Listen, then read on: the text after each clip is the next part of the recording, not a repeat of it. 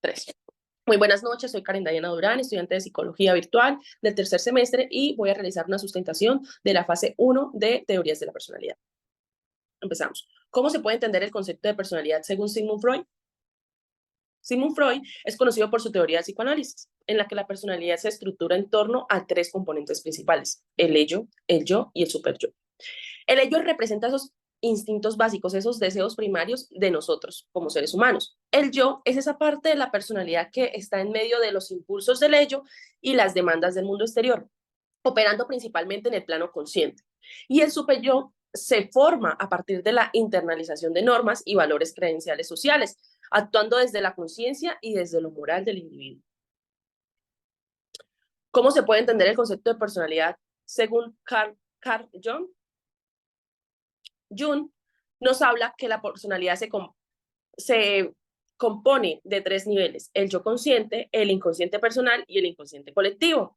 El consciente colectivo es ese que tiene ciertos patrones universales de pensamiento que traemos de nuestros ancestros, que heredamos, de pensamientos, sentimientos y comportamientos que compartimos por toda la humanidad. Estos comportamientos se llaman arquetipos. Más adelante voy a hablar de eso.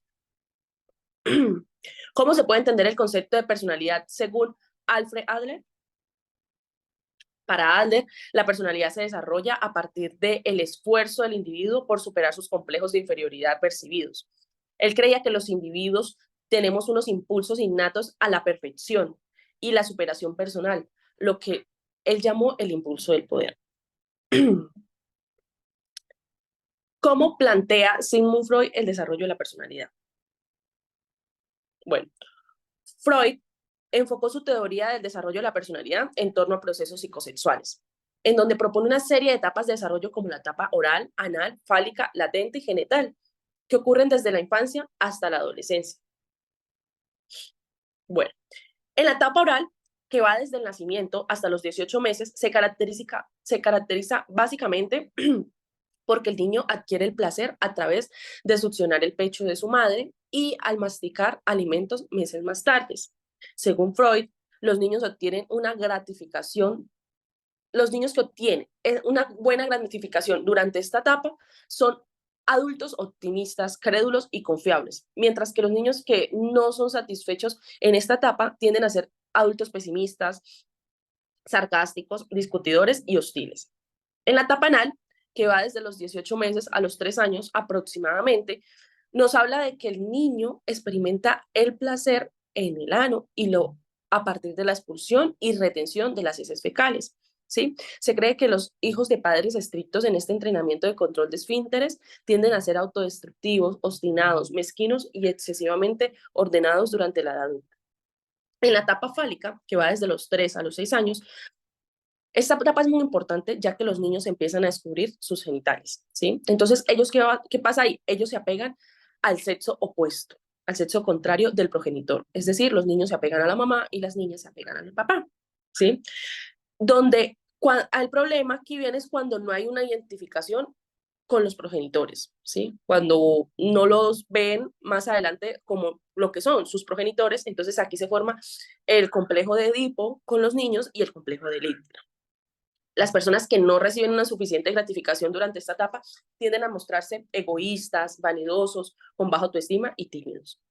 En la etapa latente, que va desde los 6 años hasta los 12 o 13 años, nos dice que en esta etapa el interés por el sexo disminuye. ¿Sí? Ya los niños empiezan es una identificación con ellos mismos, ya empiezan a jugar con otros niños, ya se identifican, ya crean relaciones y es más importante para ellos esos vínculos de calidad, ¿no? Entonces, y en la etapa genital, que va desde los 13 años en adelante, nos habla que aquí es cuando se despiertan esos impulsos sexuales que están reprimidos desde la niñez, ¿no? Entonces, ya empiezan a buscar esas parejas, ya empiezan a crearse esos vínculos sexuales y pues las personas que no logran satisfacer completamente esta etapa desarrollan un buen sentido de responsabilidad y preocupación por los demás. Cada etapa está asociada con zonas erógenas específicas y conflictos psicológicos que deben resolverse para poder avanzar con éxito hacia la siguiente etapa. Freud creía que las experiencias tempranas, especialmente las relacionadas con la sexualidad y relación con los padres, de cierta manera tienen un impacto significativo en la personalidad y en cómo influye esto en la salud mental de la vida adulta de los seres humanos. Bueno, ¿cómo plantea Carl Jung el desarrollo de la personalidad? Bueno, para Jung expandió este concepto de desarrollo de personalidad. Él va más allá de la infancia y va más allá de la sexualidad. Él se centra en la vida de la persona. ¿Sí?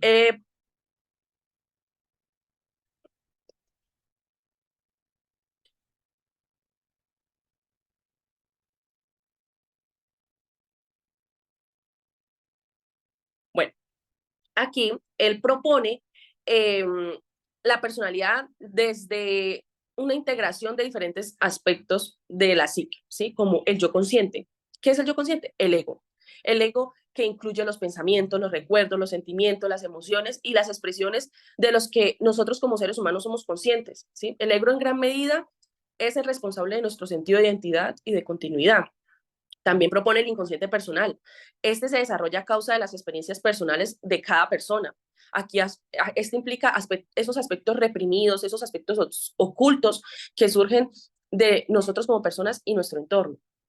El inconsciente colectivo. Jung creía que el inconsciente colectivo es ese depósito de imágenes, símbolos, arquetipos que nos transmiten de generación en generación a través de esa herencia biológica, ¿sí? Eso que traemos innato, eso que traemos desde nuestros antepasados. Este se expresa de diversas maneras, como estos arquetipos se expresan en diversas maneras, como en los sueños, las fantasías, los mitos, los símbolos religiosos y las obras de arte. Influyen en nuestra forma de pensar y en nuestro comportamiento. Los arquetipos. Los arquetipos son una serie de patrones emocionales y de conductas que viven en el subconsciente colectivo. ¿Sí? Determinan cómo percibimos las sensaciones, las imágenes, el mundo en general. Es decir, nos ayudan a extraer ese sentido de la realidad, ¿no? Jung creía que el proceso de individuación implica la búsqueda de la totalidad, ¿sí? La realización como potencial de los seres humanos. Es fundamental para el desarrollo de la personalidad a lo largo de la vida. Bueno, ¿cómo plantea Alfred Adler el desarrollo de la personalidad? Bueno, eh, Adler se centró en la influencia de la motivación y los sentimientos de inferioridad en el desarrollo de la personalidad. Propuso que los sentimientos de inferioridad son comunes en nosotros los seres humanos. Estos motivan el comportamiento y el desarrollo que tenemos como personas, ese desarrollo que queremos alcanzar.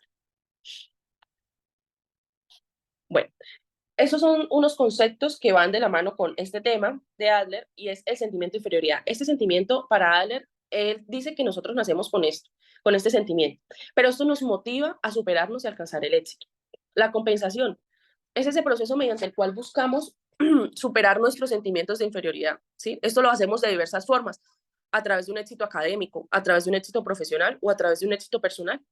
El estilo de vida es esa forma en que cada uno de nosotros como individuos se adapta a esos sentimientos de inferioridad. Este estilo se desarrolla a lo largo de la vida y pues está influenciado por factores biológicos, sociales y psicológicos. La interacción social para Adler creía que la personalidad se desarrolla en un contexto de relaciones sociales. Claramente, nosotros como seres humanos siempre tenemos experiencias tempranas relacionadas con nuestros padres, con nuestros hermanos, e incluso con personas que nos llegan a cuidar y pues ellos influyen en esa forma en que nosotros vemos el mundo y nosotros percibimos a los demás y a nosotros mismos. Y el interés social. En Adler creía que el interés social es la meta final del desarrollo humano. El interés social es la capacidad de preocuparse por los demás y por lograr un objetivo en común. Adler, Adler destacó la importancia de la infancia y de las primeras experiencias sociales en la formación de la personalidad, así como la búsqueda de esas metas y esa superación de los desafíos impulsores del desarrollo personal a lo largo de la vida. Entonces, explica desde Sigmund Freud los procesos fundamentales de la teoría y la incidencia en la tipología de la personalidad. Los procesos fundamentales en la teoría de Sigmund Freud y su incidencia en la tipología de la personalidad están centrados en el conflicto psíquico y los mecanismos de defensa. Los conflictos psíquicos. Freud postuló que la personalidad se ve influenciada por conflictos entre partes de la mente, especialmente entre lo mismo, el ello, el yo y el superyo. Pues ya sabemos que el ello contiene los impulsos y los deseos primarios, mientras que el superyo representa esas normas morales internalizadas que tenemos como seres humanos. Y el yo pues actúa es como un mediador entre estas dos instancias. Los conflictos entre estas partes pueden dar lugar a la ansiedad y a la angustia, lo que influye en el comportamiento y la formación de la personalidad. Los mecanismos de defensa. Freud describió una serie de mecanismos de defensa en el que el yo utiliza para protegerse del malestar psíquico causado por los conflictos internos que le genera. Algunos de estos conflictos son la represión. La represión es ese proceso mediante el cual el yo excluye esos pensamientos o esos recuerdos dolorosos de la conciencia, ¿sí? Eso que nos afecta, eso que no queremos tener. La proyección es ese mecanismo de defensa en el cual nosotros como seres humanos atribuimos a otros los propios pensamientos o sentimientos que no queremos, ¿sí? Y otro mecanismo podría ser la negación, que es rechazar la realidad de una situación, porque nos afecta, porque no nos gusta o porque no la queremos en nuestra vida. Estos mecanismos de defensa pueden operar de una manera inconsciente y tienen un impacto en cómo percibimos y nos relacionamos con el mundo que nos rodea. Explica desde Carl Jung los procesos fundamentales de la teoría y la incidencia de la tipología de la personalidad. Bueno, los procesos fundamentales de la teoría de Carl Jung y su incidencia en la tipología de la personalidad se centran en la estructura de la psique y en la integración de los diversos aspectos de la misma. Entonces, ya sabemos que la estructura de la psique para Carl Jung está conformada por tres partes principales, que es el ego o el yo consciente, el consciente personal y el consciente colectivo. ¿Sí? Ya los expliqué. Entonces, los procesos de individuación, Jung postula que el proceso de individuación implica la integración y la armonización de los diferentes aspectos de la psique, incluyendo el consciente y el inconsciente, así como la conexión con el inconsciente colectivo. Y la individuación implica el proceso de desarrollo de la totalidad de la personalidad y la realización potencial única de cada individuo. Tipología de la personalidad. Jung desarrolla una tipología de la personalidad basada en funciones psicológicas principales como el pensamiento, el sentimiento, la sensación e intuición. Propuso que las personas pueden preferir una función psicológica sobre las demás, lo que lleva a diferentes tipos de personalidad. Jung clasifica a las personas en dos actitudes básicas, que es introvertidos y extrovertidos, los cuales determinan cómo una persona se relaciona con el mundo exterior.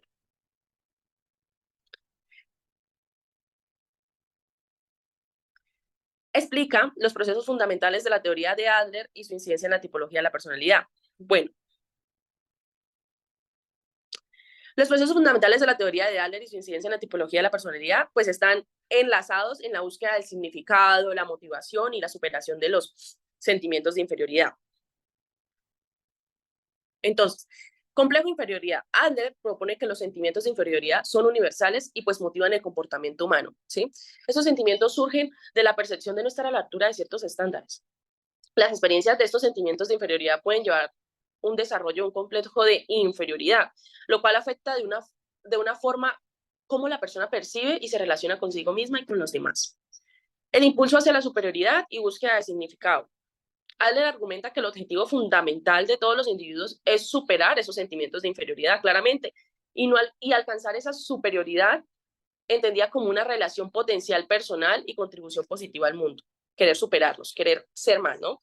Ese impulso hacia la superioridad impulsa esa motivación y ese desarrollo personal que nosotros como seres humanos tenemos a lo largo de nuestra vida. Adler también enfatiza en la importancia de encontrar el significado y un propósito de vida como parte de un proceso de individualización y autorrealización. Bueno, desde tu quehacer psicológico en la formación, ¿cuál es esa importancia de la personalidad en el ser humano? Bueno, para mí la importancia de la personalidad es vital para todos los aspectos de la vida, ¿sí?